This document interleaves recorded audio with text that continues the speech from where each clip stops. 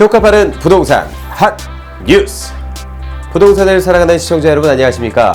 부동산 핫 뉴스 시간입니다. 6월 마지막 주의 핫 뉴스 시작합니다. 강남권 재건축 단지들이 정부의 분양가 통제에 맞서 잇따라 후분양으로 선회하면서 공급 위축에 따른 집값 상승 우려가 제기됩니다.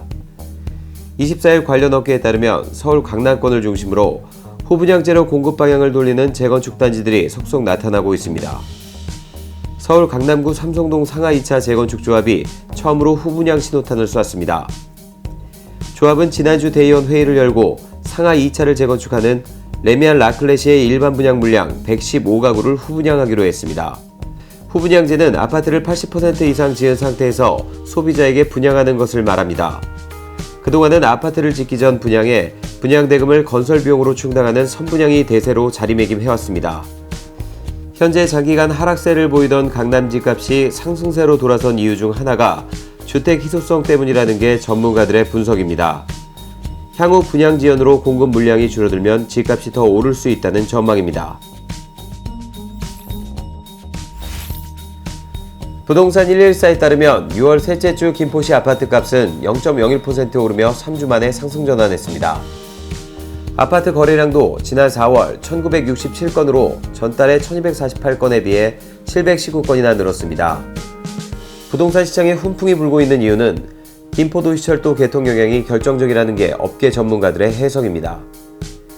과거 김포시는 서울과 연결된 교통망이 김포대로 하나밖에 없어 도시 접근성이 떨어지는 데다 주변 생활 인프라 등 개발이 미미한 탓에 비인기 주거지역에 속했습니다.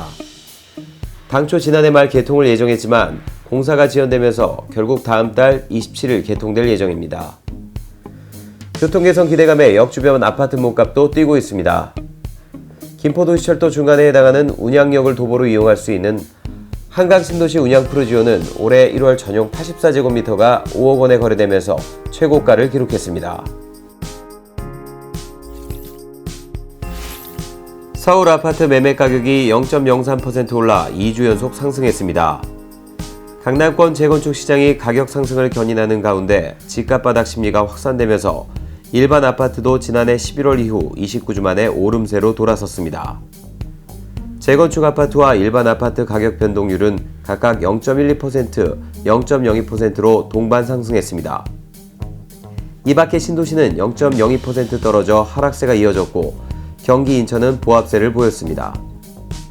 부동산 114 수석연구원에 따르면 서울 집값 바닥론이 번지고 있지만 경기 둔화와 부동산 규제책 등이 여전히 시장의 변수가 될 수 있어 추격 매수엔 리스크가 있다고 말했습니다. 본격 반등을 예단하기는 쉽지 않은 상황이라는 설명입니다. 최근 우리나라 사람들은 평균 43세에 자기 집을 처음 장만하는 것으로 나타났습니다. 그러나 집값의 38%는 은행 등 금융기관 대출로 메웠고 특히 경제적 자립 기반이 아직 취약한 신혼부부의 경우 집값의 거의 절반인 43%를 금융기관에 빚지고 있었습니다. 24일 국토연구원이 국토교통부에 제출한 2018년도 주거실태조사 최종연구 보고서에 따르면 최근 4년 내 생애 첫 집을 마련한 가구의 주택장만 시점 가구주 평균 연령은 43.3세로 집계됐습니다. 최근 4년 내 내 집을 가진 경우뿐 아니라 상대적으로 집 마련이 쉬웠던 과거 사례까지 모두 포함하면 전체 조사 대상의 내 집 장만 평균 연령은 39.4세였습니다. 역시 2016년 38.8세, 2017년 39.1세에 이어 계속 높아지는 추세입니다.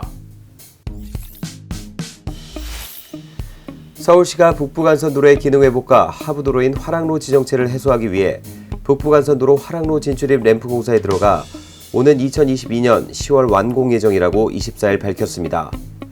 지금까지 북부간선도로에서 화랑로로 진출하기 위해서는 신내 나들목에서 유턴하거나 월릉 IC에서 동부간선도로를 통해 빠져나와 화랑대 삼거리 방향으로 돌아가야만 했습니다. 하지만 화랑로 진출 램프가 건설되면 신내 IC에서 유턴하지 않아도 화랑로 사거리 방향으로 바로 접근할 수 있어 북부간선도로 묵동 IC에서 신내 IC 방향 교통량이 분산될 것으로 기대됩니다. 또 화랑로에서 북부간선도로로 진입하기 위해서는 동부간선도로를 통해 월릉 IC에서 종안 방향으로 돌아가야 했지만 앞으로는 화랑대 사거리 방향에서 화랑로 북부간선도로로 진입하는 램프가 건설되면 월릉 IC에 진입하지 않고 묵동 IC에서 바로 진입할 수 있습니다. 복잡한 부동산 핫뉴스와 함께라면 어렵지 않습니다. 저희는 다음 시간에 또 다른 핫뉴스로 찾아뵙겠습니다. 여러분의 구독과 좋아요는 우리를 힘차게 합니다.